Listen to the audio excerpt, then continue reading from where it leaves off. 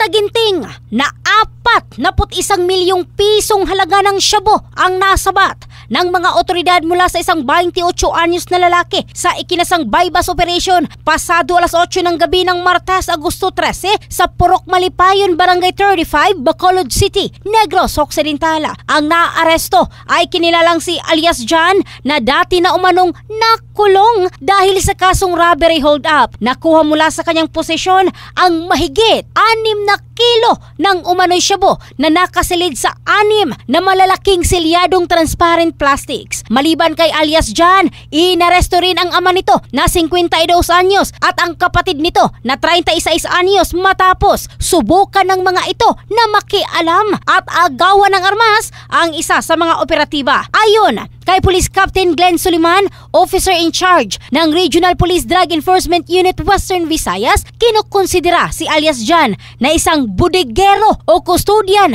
ng drug supply. Ito na umano ang pinakamalaking halaga ng iligal na drogas na nasabat ng mga otoridad sa lugar ngayong taon. Kasong paglabag sa Comprehensive Dangerous Drugs Act of 2002 ang isasampa laban sa naarestong budigero. In the heart of changing lives. Ito si Michelle Craste ng Brigada News Philippines, the Music News Authority.